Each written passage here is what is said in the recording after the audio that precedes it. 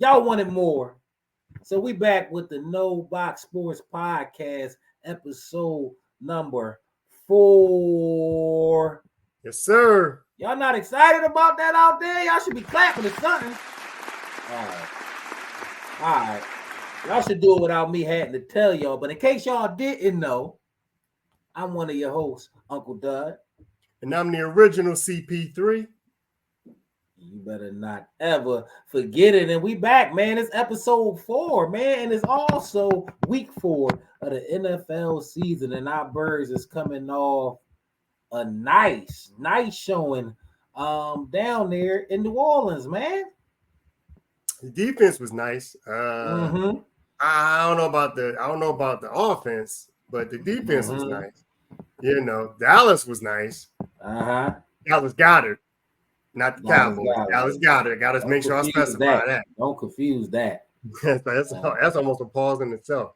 But yeah, man. The defense, Jalen Carter was nice.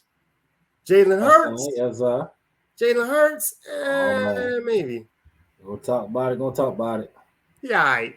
But in case y'all didn't know, our Eagles went down to New Orleans. You know, it was definitely a crucial game because we came off a late night collapse on Monday Night Football to the Atlanta Falcons and Kirk Cousins. And we was 1-1 going down there in New Orleans. And going into the game, New Orleans had been scoring 40 points a game.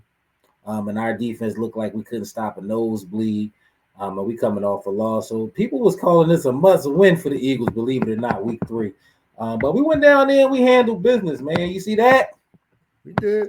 15-12, man. 15-12. And when you look at the score breakdown by quarter, first quarter, second quarter 0, third quarter 0. We score all of our 15 points in the fourth quarter. So number one, that's showing that we got a little resiliency about us, a little fight in us, because the fourth quarter ain't been so good to us over the last 10 or so games. Man. How you feeling about how your team fought this game? I mean, that's a half full perspective, and that's positive. That's definitely positive in regards to the resilience part that you said. But I don't think we came into the season, man. We was looking at being a 15-point scoring team. You know what I'm saying? And I know every game, you know, you're not expecting to, you know, have like 40 points and stuff like that. But I thought even with AJ out, we still should have enough firepower to put up more than 15. Yeah. I mean, you said with AJ out, but let's tell the whole story. We lost Lane Johnson earlier in this game. We also lost Devontae Smith in the third quarter, I believe. So Hurts was literally operating without his top 2 receivers, 2 top 10 receivers in the NFL. So that was bad. And then we had to basically reshuffle our whole offensive line once Lane Johnson went down. So, you know, we were dealing with some injuries as far as the offense goes in New Orleans. So when he say AJ was out, a couple pieces was out when it really mattered. And literally all we was left with is you got Dallas Goedert, Saquon Barkley, and Jalen Hurts. Because Dotson still didn't really, you know, show anything this week, although he wasn't targeted that much. Right. Your guy Covey didn't even have his biggest role as he had versus Tampa Bay. They must have been listening to this podcast and was like, you know what? The original CP3 said you need less steps and got him off the field. But I do like the fight that we showed this game. I do like the resiliency because there was plenty of moments in this game to where we could have folded.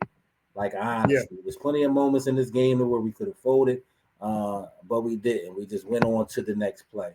That being said, it wasn't all, you know, sunshine and rainbows and just happy feelings. I mean, most Eagles fans were stressed out that whole game watching it because, number one, Sirianna just got this obsession with not doing the easy thing, not taking 3 points. It's like he don't like Jake Elliott. Maybe I don't know what's going on there. But constantly you see Sirianni pushing the limits in these fourth down situations where you feel like we should just take the points or do the smart thing? How you feel about Sirianni and his risk taking? This just came to me. We ain't never talk about this prior, but it's like you think that because he don't call the plays on offense, he don't call the plays on defense, he don't pick the players. You think like he's like that person that's like, you got that ex that she's just trying to exert some kind of control, so she does little stuff that she in control of, just to kind of like show that I still control this and that. You know what I'm saying? Like I feel like some of these calls that he makes is just to show that, hey, I'm the head coach. And when I say go, hey, put it on me. When somebody does something, put it on me. Like it's like, come on, dude. Like honestly, I feel like he says that a little too aggressive. In that last press conference, he was saying, just put it on me, when the guys mess up or something, like he's trying to say, hey, I'm here. I'm in, I have some control. I have some say. Put it on, I'm the boss. Right. Yeah. I'm not really feeling confident. The more when you really think about regards to what does he bring to the table, I feel like maybe that's why he does some of the stuff that he does, is like you said, with the whole like going for it or kicking a 60-yard freaking field goal. And like, I feel like that's probably just to assert some kind of control. Now, I'm trying to figure out what it is. I never heard that angle of it before. And this was not a pre-discussed topic. This was literally off the top of the head. Sirianni, I don't know if he's that smart. I honestly think I'm trying to I know his philosophy. He wants to be aggressively going forward. But situational football in these fourth and goal situations, he seems to have no awareness when it comes to basic, rudimentary, fundamental football. Football. Take the points. Tie the game. It's the fourth quarter. If you don't get this, they have to. If you do kick this field goal, then they have to score a touchdown. No, go for it. Don't get it. Give them the ball. See, it's that analytics, man. It's that. That's what I'm saying. Him not being smart, and he may be leaning on analytics a little too much. Yeah. Because we all know AI do a lot of things good. Technology has advanced us a great deal in society, but there is some things in life that just needs a human touch, just need a conscious touch, just need somebody who has situational awareness, has been in that experience, and downloaded certain things in their memory and consciousness that a robot just can't do. When it comes to Sirianni, I said on Sunday, he might as well just be AI at this point. Like, we might as well put our coaching decisions in AI hand, because he's not necessarily putting his stamp on this team. Like, I don't look at this team and say, oh, that's Sirianni, like for any particular thing that they do well. Like, what's his identity? It's getting to the point. And that goes back to the thing I just said earlier. It's getting to the point now where he's begging for people to put it on him. Please. I'm the one that made the decision. Put it on me. He's trying to control the one thing in which he can control. And it's kind of crazy, because when you the head coach, you kind of sit at the top of all things. So that should never really be the attitude. If that's the attitude of the head coach, we're in trouble. Yeah, that's concerning. For real. But I never thought about it from that angle. But I can see that a little bit. Sirianni seemed like the guy that do like the spotlight. But when he's converting, all's right with the world. Sirianni's an aggressive coach. Only thing I do respect is that he's staying consistent with who he is. Don't get in these moments to where we should be going for it, and now you want to kick, because then I'm gonna lose it.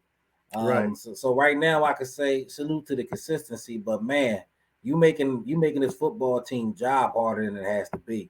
And that's just something that can't be coming from the head coach, man. Mistakes like that got to come from players. I will say, in his defense, I do think some of the plays was execution. So, like for some of the plays is execution. I mean, I feel like the Saquon drop, that's execution, and that's not necessarily on Sirianni as much as Kellen Moore. The going for it, it's like maybe You know, if he what was that? I forget that was either the Falcons game or whatever where he went for it, or a game. But no, it was Falcons game where he went for it. And it's like if we catch the ball, it's like hindsight's 2020. They catch the ball in the end zone, then it's like, oh, that was gutsy and stuff like that. When you don't get it, then it's like, oh, what's he doing? So like some of it is on him, and some of it is call the right play. Like call the right play to either get the first down or get the touchdown, and or guys actually catch the ball when it's in your hands. You know what I'm saying? Make the right decision. Make the right decision and allow your team to go out. If they don't execute, that's fine. But at least let us rest assured knowing our coach won't put us in the best position. Right. And I don't think that's a luxury that a lot of Philadelphia fans have now around Philadelphia. Sirianni is a major topic of concern. Like, is he an asset or is he a liability? Right. Because a good head coach, you're not necessarily pointing to major team flaws during the game and thinking of the head coach. It might be misplays here and there, missed tackles, drop balls. That's part of the game. But when you constantly looking at the game and pointing back to the head coach, whether it's procedure as far as the formation goes, whether it's just being sharp, not getting penalties, or just making the bad decisions in key moments of the game, Sirianni's slate is not clean. I'm sorry. So I hope this team does win. It's not. I hope this team does win, and I hope this team continues to win. So I'm not in jeopardy. But if there comes a point to where things ain't running how they got to run, then I think Sirianni is going to be the biggest target if things go south. And we're not saying things going to go south because honestly, I like the DNA as far as the players of this team right now and the people who are leading them in each position. These are some players right now we got some dogs, I would say, on our team right now on the front line, and that's the coach. The coach is a rah-rah dog, but I want him to be a decision-making dog. Like, I'm gonna make the right decision for my team to win. Coaches are dogs in different types of ways. Sorry, you don't even get credit for the offensive line. That's stout. Mm-hmm. You know what I'm saying? Like what is he? You think about what does he actually? All he can do is rah-rah and make maybe what? Do we kick a field goal or do an extra point? Like, what else does he do? Now, I don't want to disrespect the man like that, but I understand exactly what you're saying, bro. I do. And it's hard for me to even give you an answer when you say that. That's why it's funny. Like, what does he do? I don't know. Because I'm really trying to figure it out. I'm sure he does a lot. I'm sure he coordinates the meetings. I'm sure he approves. I'm sure he did certain things when they needed to be deaded.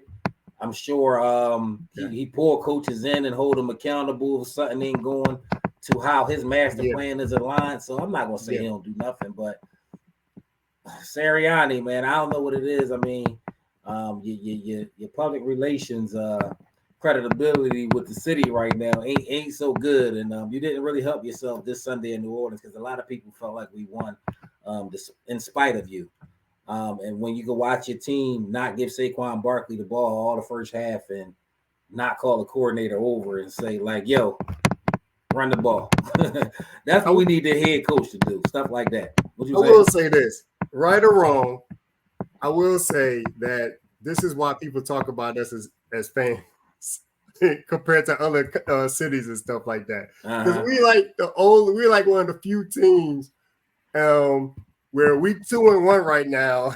We up here pretty much borderline talking about we ain't say it directly. We almost borderline pushing towards is Sirianni on the hot seat. It's only like 3 games in, and we 2-1. We're not 0-3. We're not the Bengals. You know what I'm saying? We're not 1-2. We're not the Cowboys. Passion in Philadelphia is different. It really is, though, man. It really is. We not happy with little small victories because after we celebrate that small victory, we looking at what's next. In Philadelphia, we don't like fooling ourselves into thinking we done seen it go wrong too many times in this city. I mean, last year. We like that woman that's been did dirty by so many men. And now when she date a man and she see the littlest thing, she like, with that. We like that because we know how these things can go unaddressed. And then in the biggest moments, we all sick. So we like to correct everything we see as we go along. We not just the la la land type of fans. We have concerns, even though we rocking, we all in that 2-1. We have concerns about the identity of this team and whether or not the head coach is going to put us in a position to succeed. And you're hearing that. And we're a realist city, and I salute Philadelphia for that. Some might call us pessimistic, some might call us toxic. Some might say we need therapy, and all of that. What I'm hearing you say is that right now, Nick Sirianna isn't making us feel safe as Eagles fans. Safe. He's not making us feel safe. He's not making us feel comfortable in this relationship between Eagles fans and the team, because he just continues to make these crazy decisions that's just like, oh, we're going to be great. Oh, well, maybe not. Maybe we are. We can't really celebrate how we want to. It's like, we can't be comfortable with 2-1. We are 2-1, people. 2-1. We don't have a losing record.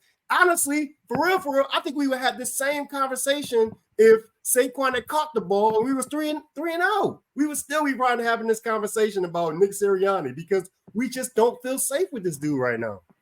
And it is what it is. I mean, most of the city is not as extreme as they was after we lost to Atlanta. This week is a better week.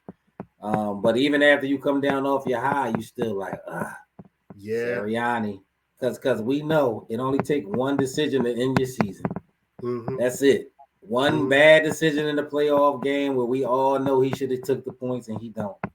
That's why we on his ass now, hoping that he hears us and adjusts us, because he admits he has to get better. Now, if he was up there arrogant, which he should never take that stance. If he was up there arrogant, I would be really, really concerned. But right now, I'm paying extra attention to the situation. I wouldn't say I'm concerned. But like I said, we did win. They say all is right with the world after a win, but apparently not in Philadelphia. We're not down too hard on Sirianni, but Sirianni, we concerned. And another area of concern. He ain't alone. He ain't alone in the blame or the concern. Another area of concern that's going around the city right now is our QB1. Man. Turnovers. Now, credit to Jalen Hurts. He persevered. He stayed in the pocket. He fought through adversity. He continues to run the ball well. And he makes winning plays. But he's turning the ball over a whole lot at an alarming rate, the most in the NFL since I forget what stat they gave. 2000 since the beginning of last season, the most in the NFL. So he's on the turnover tier right now, and we've been able to overcome twice. But given the play, you know how inconsistent his play has been over the last, let's say, 10, 12 games, given the fact that we just gave him a big contract and we're looking for progression and we don't necessarily see that early in the season. All factors involved. Do you think your GM, Howie the GOAT, should be making contingency plans for Jalen Hurts at this point based on how you're playing? At this, I'm gonna get in trouble with certain people certain person that we know in regards to what I say. But it's like at this very point right here, 2-1, I feel like it's possibly too early to tell. But if you had to put me and I had to tell you right now, do I need to make contingencies or no? Honestly speaking, right now, I would say yes. I would say yes. Now I feel like you can always, if he plays better, I feel like then the answer. But it's like right now where he's playing, and it's how he played last year. One of the things I've always questioned since the Super Bowl, when I saw that last Hail Mary, which was was pretty not great to look at. I question his arm strength, right? You question his arm strength. How far can he throw the ball? That's one of the things you question. Yeah. Now with all this other stuff going on for almost a season and now 3 games, it's like maybe we should start looking into the contingency plan for next year, because if he doesn't ship up, man, it's like I don't see next year me being confident starting that season next year of him actually being the guy for the future. Yeah. And honestly, I see people at that point. If he plays like he does, if he plays the same as he's played the first 3 games, man, I see players starting to see that and start saying stuff. Man, they love Jalen Hurts in the city. They love Jalen Hurts with the Philadelphia Eagles, all his teammates. But I mean, the numbers are the numbers. Jalen Hurts, you turning the ball over a lot, man. You making some ill-advised throws in key situations that we feel like you shouldn't be making at this point in time. Now, every quarterback turns the ball over. Go through, periods to where they doing that. But I said after the Green Bay game, like 3 turnovers. You didn't play the preseason. It was the first game. I said, give him a pass. But I don't want to see a pattern developing of you doing this over and over again. And this look like you about to start averaging 2 turnovers. Bro, he looking like Eli. Sorry, he looking like Eli Manning. Now we used to say about Eli. I don't know if I said this before, but he's starting to look more and more like Eli Manning used to when we used to play against him. You just had to wait. With Eli Manning, I feel like every time we played him, just had to wait. He's going to turn the ball over. You did say that before. It's starting to look. And you able to say it again. That's because that means it happened again. And that's what we all getting at in Philadelphia. Jalen Hurts, we love your intangibles. You're a great leader. Don't ever got to worry about you off the field.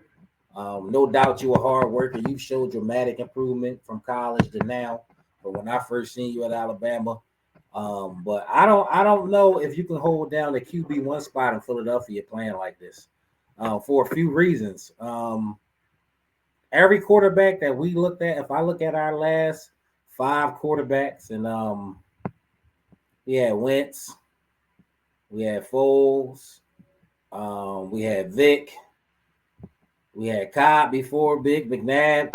All of these guys, when they started to turn the ball over, it went real bad in the city. And we had some high potential teams, and they couldn't reach that potential because our quarterback was giving the ball away. So I would advise you to be careful with all this talent on this team, because if we start to lose because of you, it's going to be obvious with all this talent on the team. And now that's not the case. You are fighting with a wounded group. But I would say, like, if I was to sit up here and answer the question and say, no, we don't need a contingency plan, then I would have to feel 100% secure in your play now and moving forward for the next 5 years. And I don't. So I will say, yes, Howie should start looking. And he did it to Wentz. He did it to every quarterback I can remember. Went and got somebody that was like, okay, we in development. That's how you kind of got the job. Because he drafted you when Wentz was off his contract year. So you know how this business goes. So I think he should definitely start looking for a contingency plan, because then our next 3-year window is our championship window. And if we see that Jalen Hurts can't necessarily bring us home, and I think that'll be obvious this year, then I do think we need to have somebody in the building that could possibly step in and try. Because when you look around the league, when you see quarterbacks like Patrick Mahomes, there's no question there. They're not looking nowhere. They're not looking in the draft at quarterback. Josh Allen, Lamar Jackson, those type of quarterbacks, you say, okay, we're not looking for a replacement. We cool. Hurts, you play lately. I think it'd be a smart thing to start looking at contingency plans. Not saying I'm done with you or you can't do what you need to do in that QB1 spot, but you're turning the ball over at an alarming rate, my boy. An alarming rate. Yeah.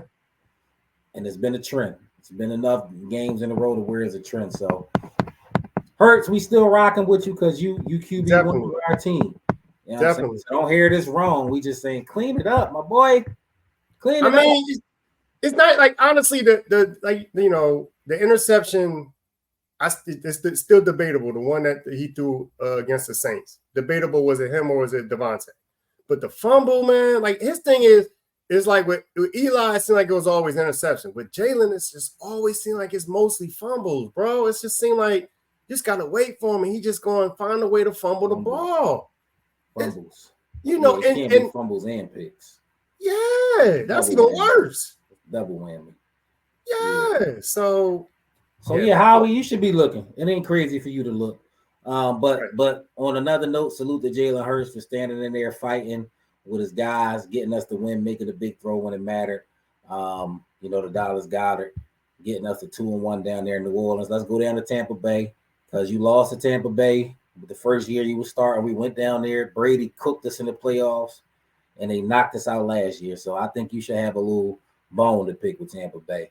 So salute to you. Let's keep it rolling. Let's look around the league real quick, though, man, because we are in the league full of other teams that we're competing with, and we like to keep our eye on certain teams that are our competition that we may run into down the line. So real quick, let's look in to see what's going on here in the Bay.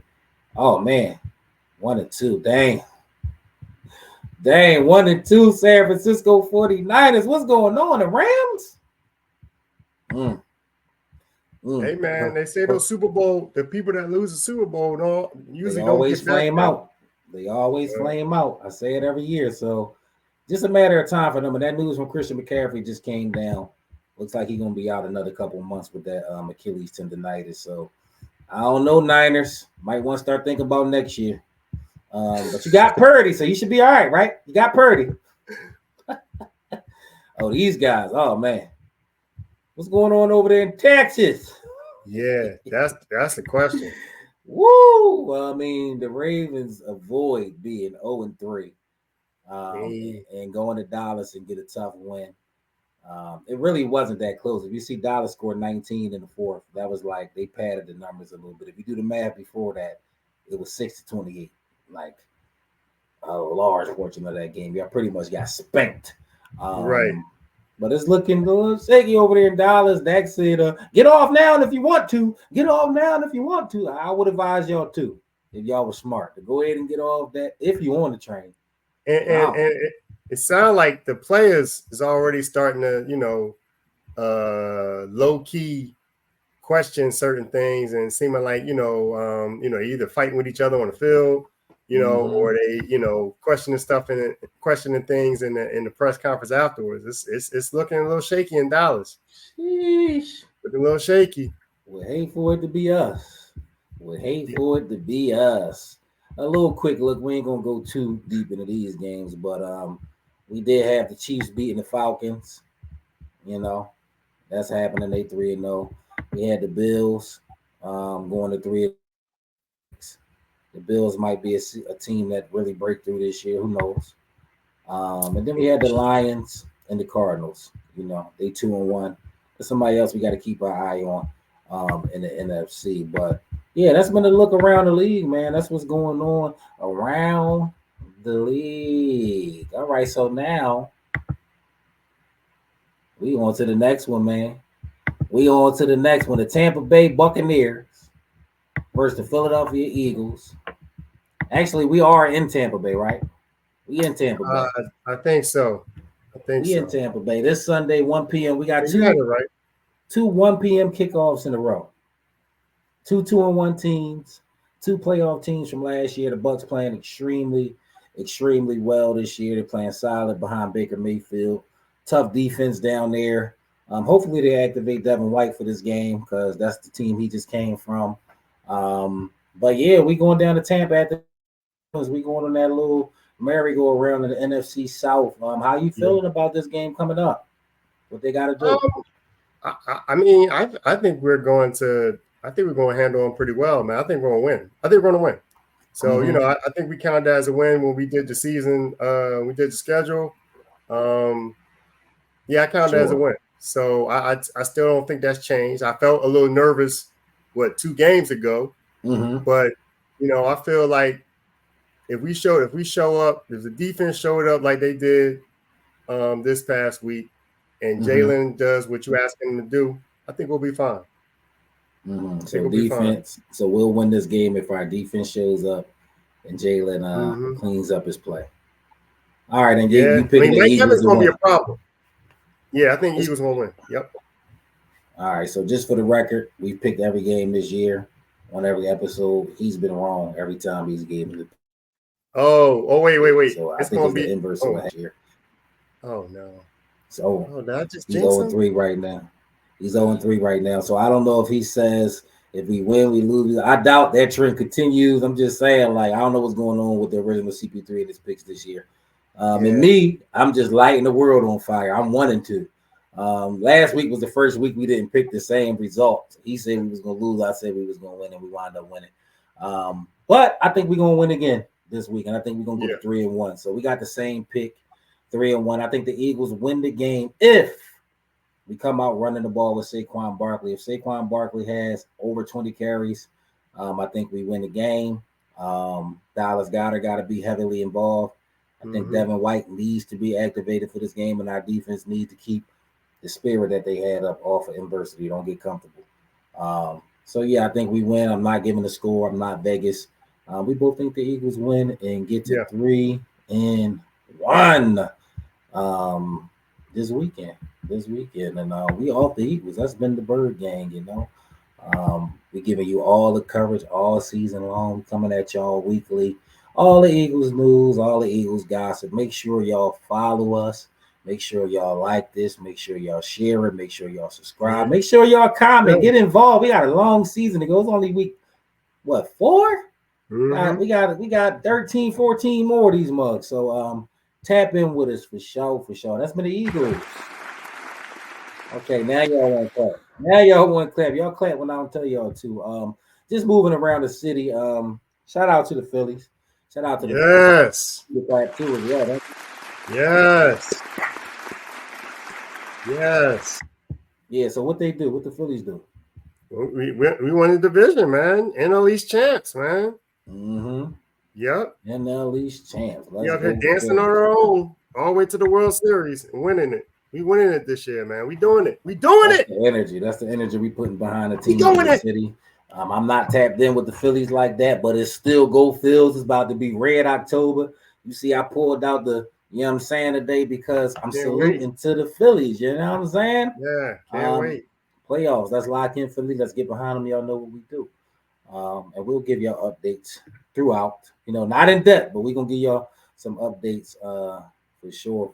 So shout out to our Phillies. You know what I'm talking about? So, you know, we kind of moving through this show kind of fast in a good type of way. And we get to a portion of our show that we really, really enjoy and always kind of enjoyed. The social media reaction portion of the show. Today, we got a treat for y'all, man. The viral clip that's been going around social media at the moment where Jalen Hurts stayed in that pocket and found Goddard crossing. And I'm going to let y'all just watch it. You know, I can talk about it, but we're going to let y'all just watch it. You feel me? Heartbreak late on Monday. Then they turn it around here in New Orleans. Hurts is back. Hurts steps up. He fires. Trying to get some of it. Turn it up, Doc. Dallas Goedert is right up. Go, son. Go, son. Go, son. Unhook the trailer. Unhook the trailer, goddammit. 60 yards from Hurts to Goddard. Dallas, you slow, mother. I'm sorry. I'm happy. I promise. Late on Monday. Yeah, so that was the moment that's been going around social media. If y'all don't know who that was Jordan Mailata saying run, unhook the trailer, because I guess Dallas was moving slow. He got caught inside the 5. In terminology, unhook the trailer mean you moving slower than you need to. Get rid of all that extra weight so you can run. That's what you say to somebody running slow. People been cracking up. I thought it was because he was worried about stiff arming and worried about getting tackled. But now that I look at it again, yeah, he definitely looks slow. I mean, it's the 4th quarter. And you running 60 yards like that. I mean, I understand it. I understand that you ain't at full speed, but he said unhook the trailer. That's been going around social media, cracking people up, man. That Jordan Mailata is a baller personality. He sings. He's a rugby player. Every time I look up, I'm seeing the social media of this clip just doing this guy doing something interesting. So him mic'd up probably was a movie. I need to see that whole game footage because he probably had people rolling. And there he go again, picking Jalen Hurts up in the screenshot. But when I heard him say unhook the trailer, it triggered something in my mind, something from back in the day, a mic'd up moment from back in the day during the Wentz era when one of our running backs got caught. So I don't think this was the first time that an Eagles player said the phrase "unhook my trailer," unhook the trailer while they was mic'd up. Let's take a flashback into the good old days before we got the Super Bowl. Wentz goes to Ajayi up the middle. He's at the 30. The 40. Let's go, Ajayi score. Ajayi at the 30. Oh Lord, 20 and tackle now that's slow. 15. Over here. Over here. You slow as. What a job of creating space by that offensive line. That was Ajayi for 71 yards. They're gonna lower my speed on that. Yeah, you about to be a 70 on that. He told you about to be a 70. No. I'll hook the trailer. Joe, slow. He said with your slow ass. You an embarrassment.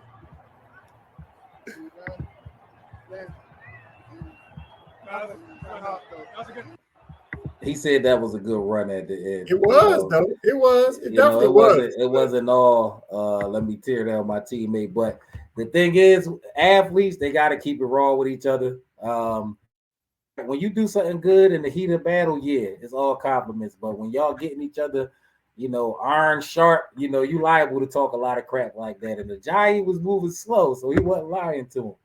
Right. But that was the original unhook my trailer moment in Philadelphia mic'd up history. So go ahead and tell them the No Box Sports Podcast gave y'all the archive. And now we got to make this a tradition. Whenever somebody mic'd up and they running slow, we got to tell them unhook the trailer. But salute to that team. Right. That was definitely the Super Bowl team. If y'all remember, we traded for Ajayi that season. And then it went up from there, man. It went up from there to Philadelphia. I do like who that clip was against, though. I do like that. Oh yeah, the girls, the girls, and all of that. So, shout out to the Eagles for that lighthearted moment. Shout out to Dallas Goedert for making the play. Shout out to Ajayi. Just shout out to Eagles Nation, man. It's all good vibes, man. We got one more clip we gonna react to before we get out of here. Clip, a fun little football clip that we can just sit back and enjoy. Maybe these are NFL players, maybe it's not. Who knows? Let's see. I got Mike. I'm making my back, bro. Got a Mike. Yeah, feel it. Okay, youngin.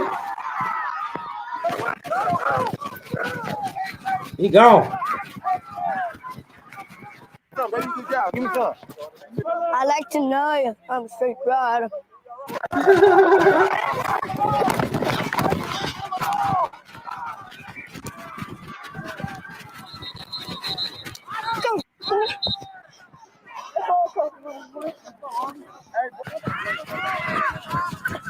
Get him, youngin. Boy, say hi. Get busy, youngin. Get busy, youngin.